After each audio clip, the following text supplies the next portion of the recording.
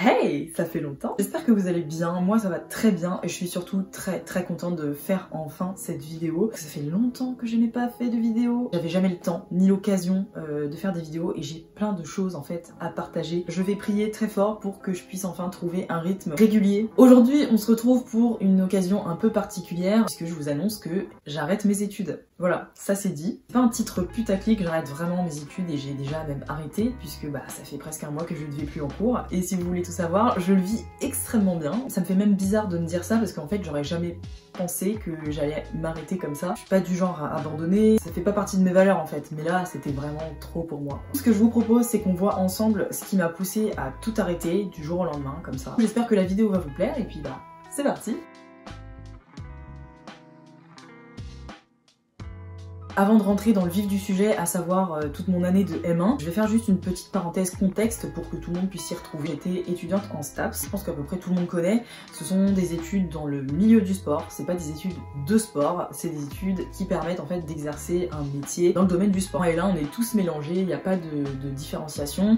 Et c'est en L2 qu'on va choisir notre spécialité, donc soit EM, éducation motricité pour faire prof de PS, soit ES, donc entraînement sportif pour partir dans la préparation physique, soit APAS pour partir dans le milieu de la éducation, ou bien encore management pour partir donc dans le monde de la gestion d'entreprise, tout ça. Moi j'ai choisi EM pour devenir prof de PS. Dans ma tête c'était prof de PS ou rien. Je me disais toujours bon au pire je fais coach sportif, mais je sais pas, j'avais une peur en fait d'être auto-entrepreneur ou de travailler dans le privé. J'avais besoin de me dire bon j'ai une sécurité d'emploi etc. Mais pas trop prendre de risques. Au moment où je rentre en EM, il y a de la pression qui nous est mise dessus dès le début, donc après c'est normal dans le sens où on a un concours à passer à la fin du master qui est extrêmement sélectif. Sur une année, il y avait 6000 inscrits et il y avait seulement 600 postes. Il y a moins d'une personne sur 10 qui réussit. C'est très peu et c'est très chaud, sachant qu'il y a une sélection qui est déjà faite en amont et là on est resélectionné au moment du concours. Et il n'y a qu'une personne sur 10 qui réussit. Très compliqué en fait. C'est pour ça qu'on nous met la pression, parce que voilà, c'est très sélectif, c'est compliqué, c'est difficile, il faut travailler, il y a beaucoup de notions à apprendre, etc.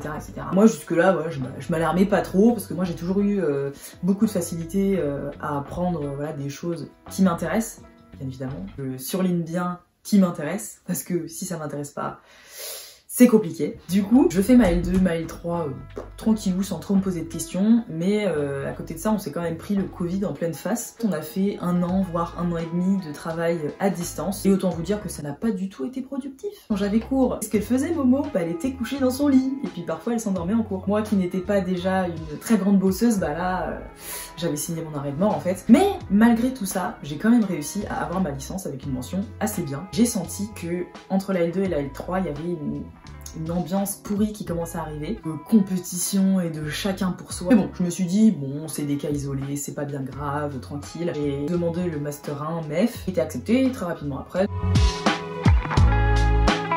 Arrive la rentrée du M1, donc je savais très bien que ça allait être une année chargée, difficile et qu'il fallait que je travaille. Le problème c'est que je cumulais déjà beaucoup d'activités. Ceux qui me suivent sur Instagram le savent. D'ailleurs au passage, si tu ne me suis pas sur Instagram, je t'invite fortement à le faire puisque c'est là que je partage la grande majorité de ce qui se passe dans ma vie, des conseils fitness, des conseils motivation. Si ça t'intéresse, n'hésite pas à t'abonner à mon Instagram, je mets tout en description de toute façon. Je cumulais beaucoup d'activités, je faisais de la musculation et je commençais l'haltérophilie. Donc l'haltérophilie, j'ai commencé à aller en club et à faire de la compétition en novembre. À partir du moment où il y a eu la compétition qui est rentrée dans ma vie, voilà, je passais énormément de temps à m'entraîner et j'adorais ça en fait. Je pouvais pas me dire bon je m'entraîne plus et je me focalise sur mes cours parce que j'en avais besoin pour me sentir bien en fait. Et du coup mes entraînements ils me prenaient quoi, 10 à 15 heures par semaine. Au-delà de ça j'avais un job étudiant que j'ai toujours d'ailleurs qui me faisait 10 heures par semaine. Si on cumule ça avec le sport ça me faisait 20 à 25 heures par semaine qui sautaient. Et puis j'avais les réseaux sociaux, donc Instagram qui est une plateforme que j'apprécie énormément pour partager de la motivation, donner des conseils. Et du coup voilà, tout ça ça prend du temps. Si vous voulez un ordre d'idée, je vous fais une journée type. Le matin je vais en cours à 8h, je finis à 15h30 par exemple, je vais travailler pour mon job étudiant de 16h à 18h, après ça je vais à l'entraînement et l'entraînement en règle générale je rentre il est 22h si ce n'est plus, je me couche pas avant 23h minuit, le temps de manger, de me doucher etc. Et malgré ça j'ai essayé de vraiment me mettre des disciplines, de travailler un petit peu au moins chaque jour, ça n'a pas payé, voilà. Ça n'a servi à rien. On est arrivé sur un moment fatidique de l'année qui était les premiers galops d'essai ou examens blancs si vous préférez. C'était très important, c'était coefficient 10 alors que les autres matières elles étaient quoi, coefficient 2, 3. Si tu te foires là-dessus, tu foires tout. Il y avait énormément de pression et en fait c'était des écrits de 5 heures, c'est extrêmement long. Très compliqué à gérer ce genre d'épreuve là. J'y suis allée, j'ai fait ce que je pouvais, voilà. Bon, après j'avais pas non plus énormément travaillé, hein. Les notes que j'ai obtenues, je m'y attendais, hein, mais elles étaient pas non plus incroyables. Hein. Pour l'écrit 2, j'ai eu un 6,5 sur 20. Et pour l'oral 1, j'ai eu un 7 sur 20. Je savais déjà que j'allais au rattrapage, c'était indéniable. Mais ça m'a pas forcément découragée, j'étais toujours à me dire bon bah ouais mais c'est les premières épreuves, c'est pas grave, tu peux t'améliorer, voilà il faut travailler. J'étais vraiment en mode il faut absolument que j'y arrive, c'est la seule chose que je veux faire, alors que bah en fait non, t'as peut-être d'autres possibilités, il suffit juste d'ouvrir les yeux quoi. J'ai continué à aller droit dans le mur et puis voilà. Hein.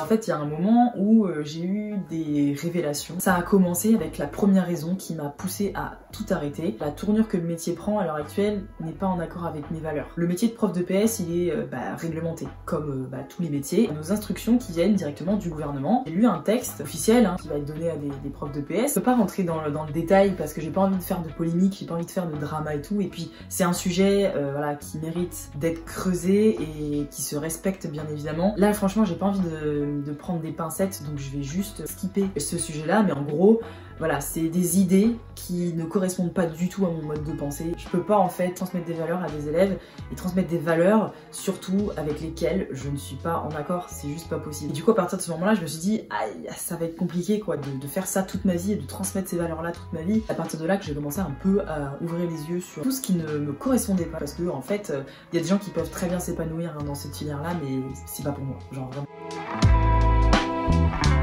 La deuxième raison, c'est un truc qui me donne envie de m'arracher les cheveux. Il y a une hypocrisie qui est omniprésente dans ce monde-là. Je sais pas si ça se passe pareil dans les autres facs, mais chez moi, c'était... j'étais là en mode, mais...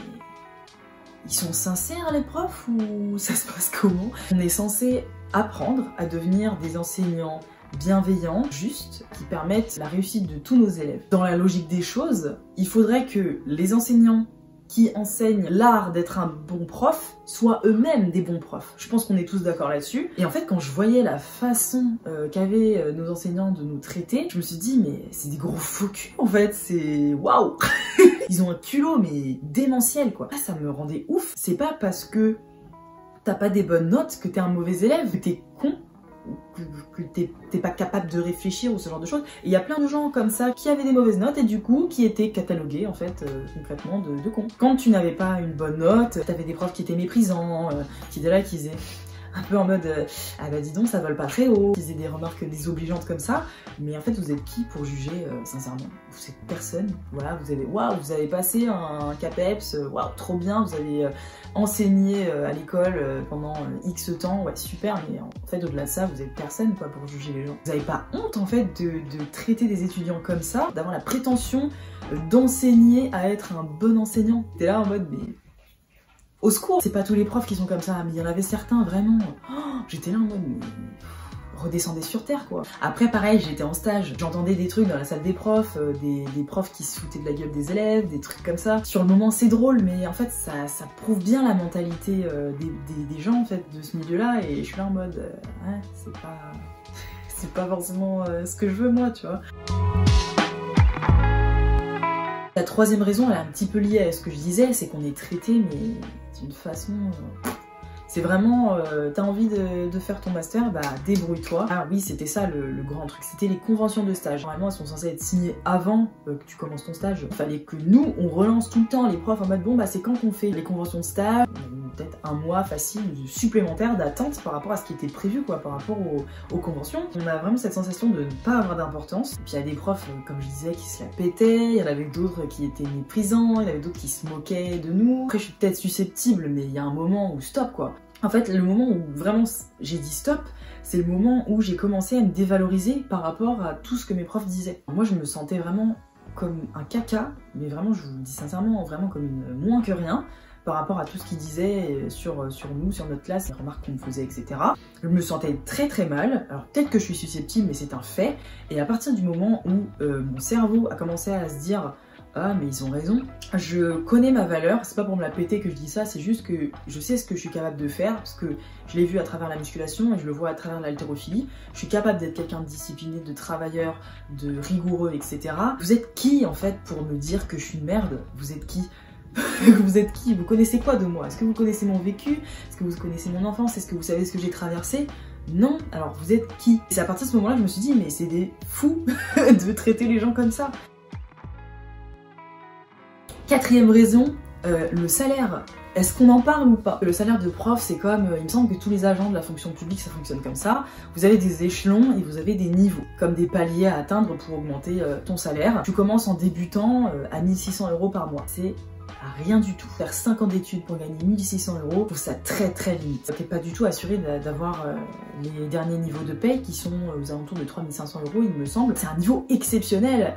C'est des profs qui ont été agrégés, donc qui ont passé d'autres épreuves supplémentaires, qui ont, il me semble, rendu des thèses, ce genre de choses. C'est pas du tout à la portée de tout le monde de faire ça. Quand t'es un prof classique, que tu es tranquille, quoi, tu te donnes pas à fond et tu te casses pas les reins en fait pour devenir professeur agrégé. Pendant un long moment dans ta carrière, t'es à 2 500 € et ça monte pas. C'est ridicule par rapport au nombre d'années d'études que tu fais, au niveau d'exigence. À toute la souffrance que je m'infligeais, parce que c'était vraiment une souffrance. Je faisais des crises de nerfs, des crises de pleurs, tellement j'étais en stress et tellement c'était éprouvant émotionnellement parlant. Je me fais du mal pour ça en fait, juste pour gagner un salaire un peu dérisoire quand même. C'est pas le truc le plus important. Si un métier me plaît vraiment, me transcende, je m'en fiche un peu du salaire, tu vois.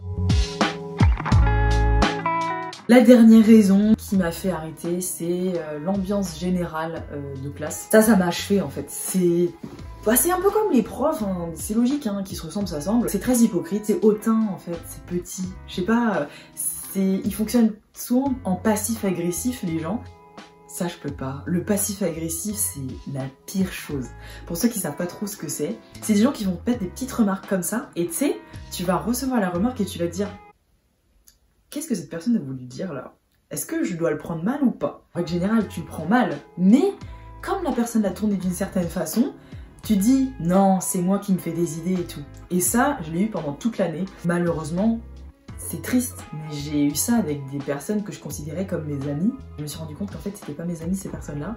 Voilà, je me suis encore fait avoir, écoutez, qu'est-ce que vous voulez que je vous dise? Je vous ferai peut-être une vidéo sur ces épisodes-là de ma vie parce que j'ai des petites pépites quand même à raconter. Après, ces personnes-là, je leur en veux pas spécialement parce que voilà, c'est la vie, hein, qu'est-ce que vous voulez que je vous dise, mais j'ai juste compris qu'on partageait pas du tout les mêmes valeurs. Parenthèse fermée, l'ambiance de classe en règle générale, c'était la L3 et la L2 en pire, dans le sens où c'est vraiment chacun pour sa peau. T'as pas les cours, tu fais pas partie de mes potes vraiment très proches, et va te faire. C'est mort, je te donnerai rien du tout. Pareil, si quelqu'un a réussi à grappiller une information intéressante pour un devoir ou un truc comme ça, elle va le partager juste avec ses potes très proches, ou elle va pas le partager du tout. Et les autres, ils peuvent aller se faire voir en fait. Il y avait pas du tout de partage, de travail en commun, et il y avait surtout une scission dans notre TD entre les redoublants et les non-redoublants. Et les redoublants, ils nous prenaient de haut. Voilà, c'est vraiment cet esprit de compétition, mais pour moi c'est une compétition malsaine, il n'y a pas de fair play. Genre c'est ça, c'est que c'est même pas fair play, c'est une compétition à coups de croche-patte dans ta gueule quoi. Moi c'est tout ce mélange là, c'était pas possible. J'ai commencé à ouvrir les yeux et à me dire mais pourquoi je fais ça en fait? Je vais pas m'amuser, je vais pas m'épanouir, ça va pas me faire kiffer, je vais avoir des rapports tendus avec les gens parce que je suis quelqu'un de très entier. Je sais que ça plaît pas aux gens en règle générale, surtout les gens de ces sociétés à l'heure actuelle qui sont très faux. Et quand je me suis demandé pourquoi je fais pas autre chose, j'ai compris que je n'osais pas prendre de risques. J'ai 21 ans, j'ai encore beaucoup de temps devant moi pour faire mes choix, trouver ma voie, etc. Et ma voie, je pense qu'elle est déjà trouvée de toute façon.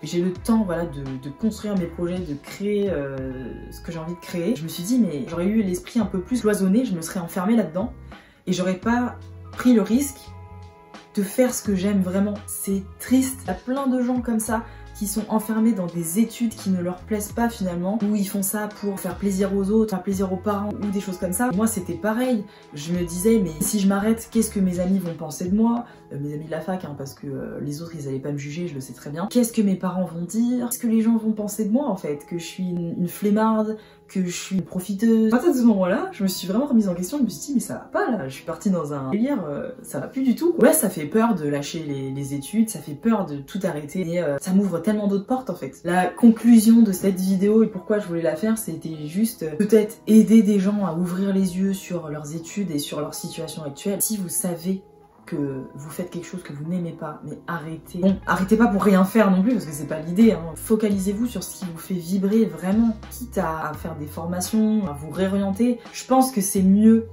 de perdre une année ou deux, où tu t'es perdu, où tu sais pas ce que tu fais, où tu te réorientes, etc. Plutôt que de partir dans une voie qui te plaît pas et de perdre 10 ans de ta vie à faire un métier qui te plaît pas. J'espère que je me suis pas trop étalée et que je suis pas trop partie dans tous les sens, que j'ai tendance vraiment à partir en cacahuète. J'espère que ça vous a plu. Si c'est le cas, n'oubliez pas de me laisser un like et de vous abonner à la chaîne. Je pense qu'il y a beaucoup de choses qui vont arriver et j'ai beaucoup de choses, beaucoup d'idées à partager avec vous. D'ici à la prochaine vidéo, portez-vous bien, je vous fais des gros bisous.